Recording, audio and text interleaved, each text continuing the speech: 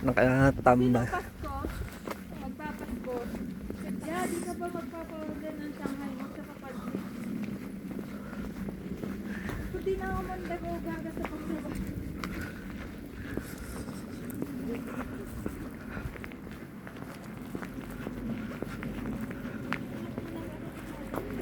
Language, Hungarian. It was very hard. It was really hard for me. It's really good. And by the way, how do you like Egger? Is it a nice place? For me, yeah. It was too quiet. Quiet. Yep. You know, I've been in Manila, so I understand. Mm-hmm.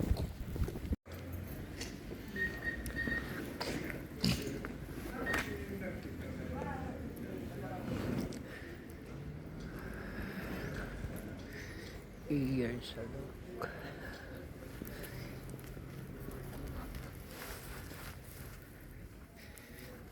Yes. Wala na yung ano, Christmas decoration nila. January 5 na rin kasi. Nakilala ko Hungarian dito. Lilibot kami. Lilibre ako inom. Alak. Sumama ako. Kasi ano to?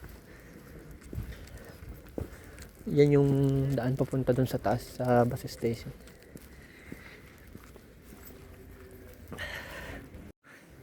Ayan, pauwi na tayo. 12 minutes bago yung bus. So, pilitin nating mahabol natin yung ano, saka. Ayan, nag-i-snow pa.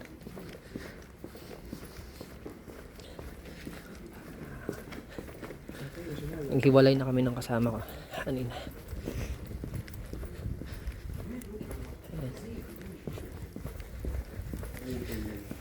Oh, konting bilis lang na lang. Ano pa lang naman, 5:45. 12 minutes bago mag 6 PM. Pero kailangan natin maglakad ng mabilis para mahabol natin sa madulas yung ano pa man din kalsada dahil sa bus.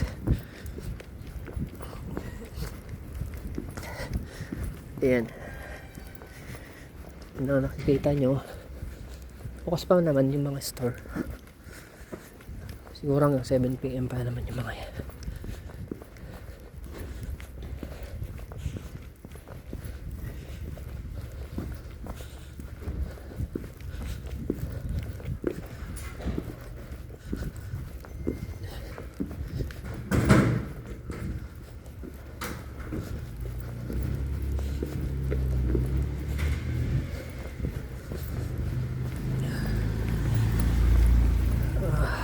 Kailangan natin mahabol yung bus.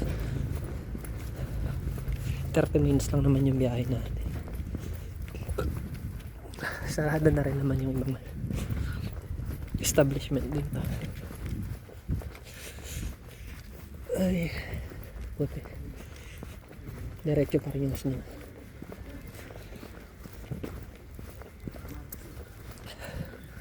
Yan o, ay yung mga mesa dyan sa mga kainan.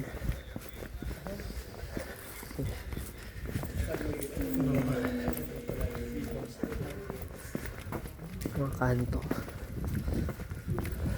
Yun. Makikita nyo nang babagsakan yung snow.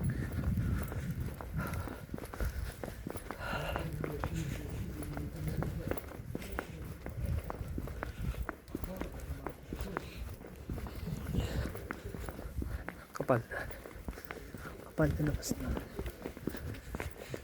mahina, pero kanina pa kasi yan eh. Kanina mga 3:30 dun sa pinanggalingan namin kanina. Ilang oras na rin. Kaya kahit mahina, kumapal na. Yan. Oh. Puting-puti na.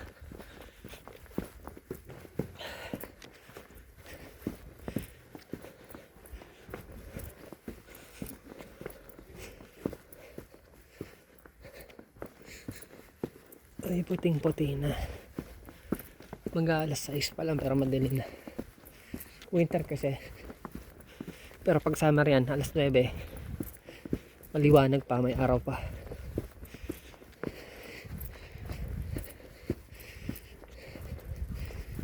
Ayan. Forest. Ayan o. Yung bonnet ko may snow na. Malapit na tayo sa bus station. Konting lakad na lang. Woo!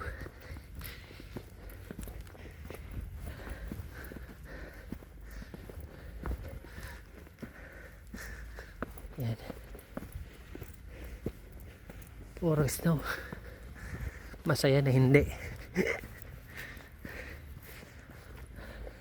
Hindi masyadong malamig kung may snow. Malamig to pag na lusaw na. Pag nalusaw na, maniwala ka. Ang ginaw. Sobrang ginaw pag nalusaw na. Ayan. Ayan yung bus station. Diyan.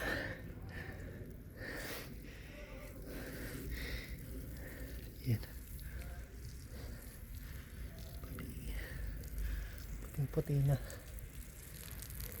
Puting-puti na.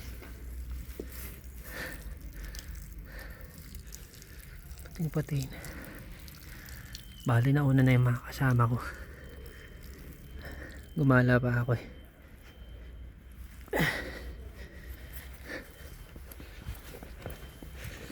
Na maabutan ko yung bus. 346.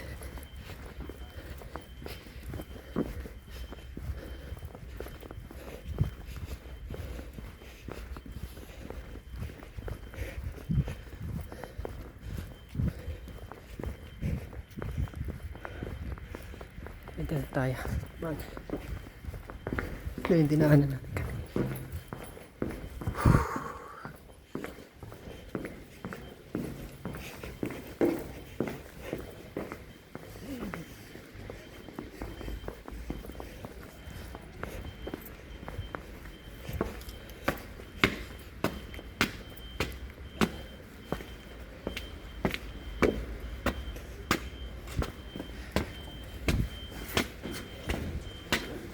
Dito na tayo sa bus station. Dito. Ano ka? 54. Tisztelt utasaink! Alas 6 yung biyahe. Autóbusz Ayan na. induló 18 May 5 minutes pa ako. 30-kor meglár célállomáson. Ito na yung bus. So, uwi na tayo guys. Alas 6 na. Expect 6:30 nandun na tayo.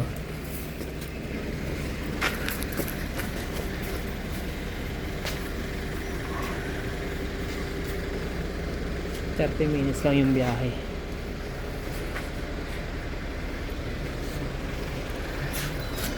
Ito na lang yata yung bus.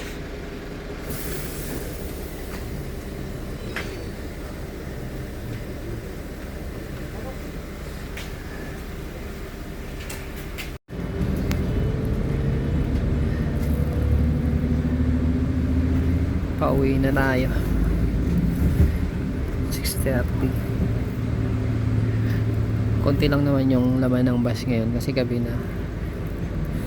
Hindi naman, gabi na, pero normally pag summer maliwanag pa to. Ngayon madilim na. 6 PM na. Nauna na yung mga kasama ko kanina. Alas 5. Sumabay pa ako dun sa nakilala kong Hungarian kanina. Prospect ko kasi doon, kaya naman ako sumama dahil nakapag-English. Baka balang araw may malok sa aking trabaho yon. So alam mo naman, siyempre kailangan natin kumita ng pera eh. Kaya kahit hindi ko kakilala, sumama ako kanina. Nakakapag-English din kasi, kaya sumama na rin ako. Malay natin balang araw mapakinabangan natin na. Kaya sumama ako kanina. At kahit paano nakapamili din naman tayo ng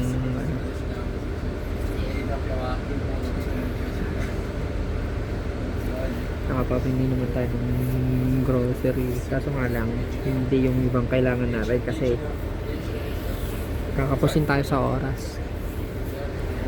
Meron pa naman, kaya lang sunod na biyahe na alas 7 na, sayang naman isang oras. Nag-decide na ako umuwi. Naghanap kasi ako ng portable na heater. Sabi nila meron dun sa shop sa amin, kaya titingin na lang ang bukas dun. Sana meron nga dun para hindi sayang yung biyahe ko.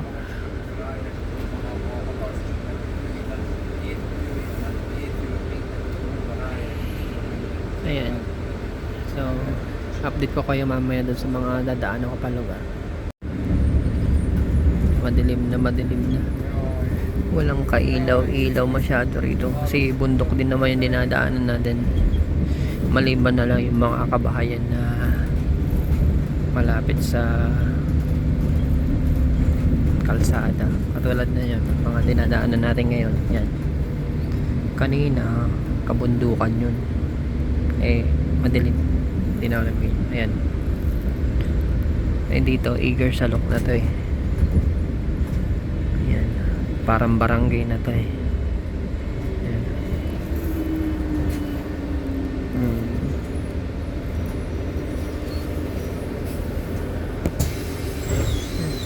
May bababa.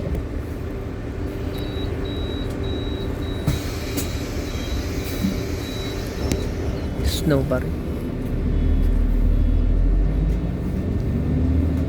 Mga kabayan. Parang ang lungkot na, no?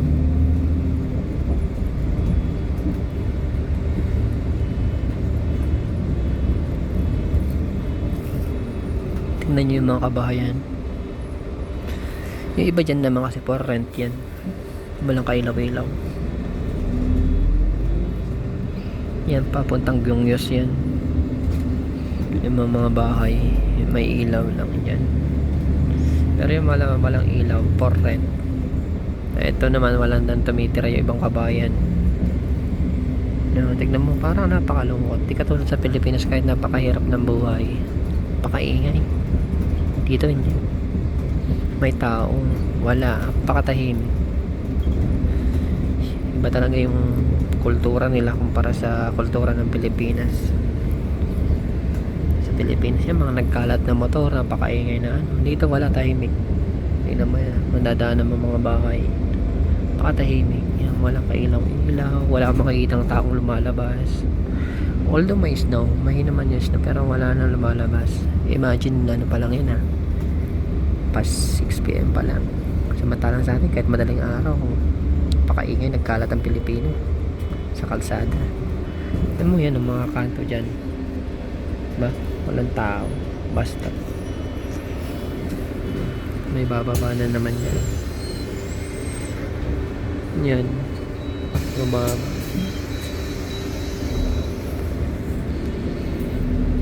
Diba? Pakatahimik.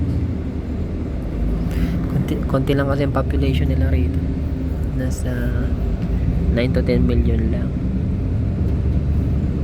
Sabi nga ng kausap ko kanina, mababa pa sahod dito pero mura ang maswerte kayo, sabi niya, kasi libre ang accommodation nyo. Sabi niya, ako nagtrabaho ko sa Belgium pero nasa 1,000 euro yung rent ako, nasa kalahati ng sahod ko yung rent ako, sabi niya. Kaya bumalik ako rito sa Hungary, sabi niya. Oo, marami sa amin ang umaalis dito, sabi niya, dahil sa mababang pasahod. Pero ako, bumabalik ako kasi nga malaki nga offer sa noon sa ibang bansa, pero kalahati ng sahod ko. Sa accommodation wala pa din yung pagkain, sabi niya. Parang ganun din dito, sabi ko, malaya ako dito, sabi niya. Mas malaki pa sinasahod mo sa akin, pero pinagkaiba natin, sabi niya sa akin. Mas malaki yung rate ko per oras. Walang oras lang ako nagtatrabaho isang araw, may break time ako, tsaka weekends day off ko. Totoo naman. may Como dayuhan tayo dito kahit walang day pinapatulan natin, kahit sobra sa walang oras pinapatulan natin. Yun ang kaibahan. Sabi niya nasa paggastos na lang yan. Totoo naman sa kanila, nasa paggastos na lang din talaga.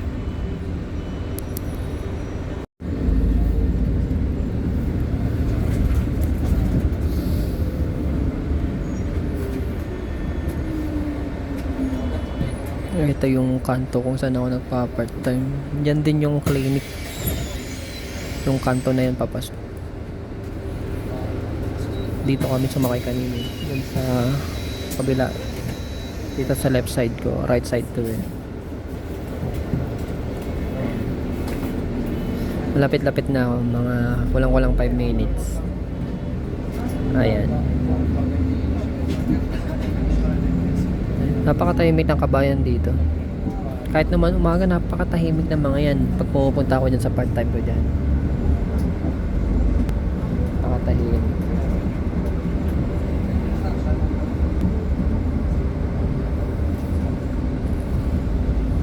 Yeah. At pupunta ako dito, dumadaan ako dyan pag nagbabike ako. Wala akong makitang katao-tao dyan. Hindi mo mahagilap. Siguro mga nasa trabaho. Kasi kailangan din nila magtrabaho sa mahal ng bilihin dito. Mababa pa sahod nila dito. Tapos 8 hours a day lang ang work nila. Parang sakto lang sa isang araw na survival mode nila yung kinikita nila. Kung mababang rate mo, common ano nila dito is 1,700. Isang kilong karne lang yun. Paano pa yung alak nila, yung tinapay. Ayan. Hindi sila, madalang silang magkanin siguro.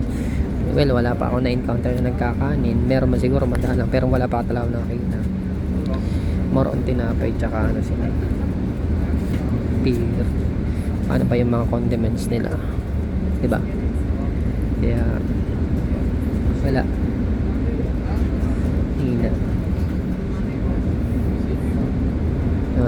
Ito na yung last na kabahayan. Tapos ayan na, bukid na yan. Tapos dun na sa amin. So papatayin ko na yung video. Kailangan kong tumayo at pindutin na yung stop. Kasi kung hindi ko na pindot yung lalagpas ako, hindi yung titigil yung bus dito. Ayan, nandito na ako sa accommodation namin, working area namin sa company. Yan, may snow pa nga. Ay, may snow pa nga. Puting-puti. Mahina pero naipon.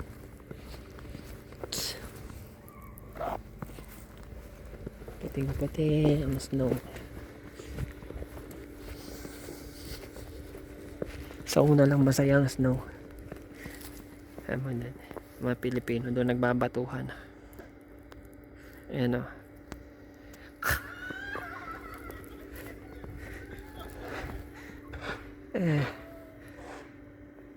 Nagbabatuhan. Nagbabatuhan sila ng snow. Boom. Ayan. So, let's go.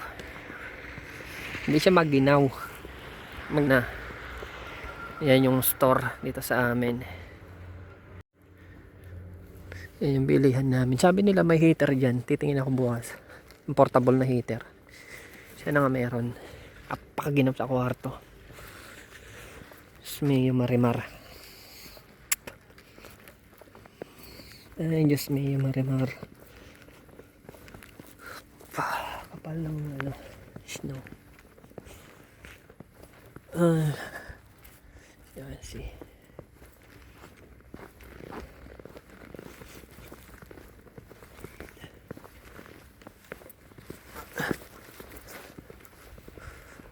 Ayan. Yung guardhouse. Yan ang sinasabi ko pag nalusaw ang snow.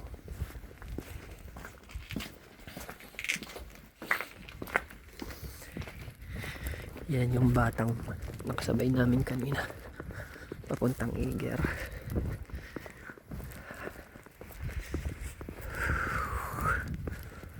Di ba? Puting-puti. Puting-puti.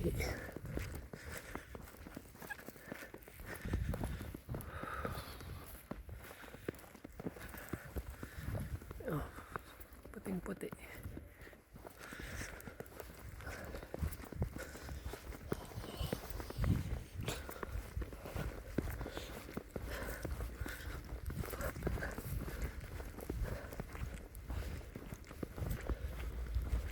Ang galing oh. Pinala nila.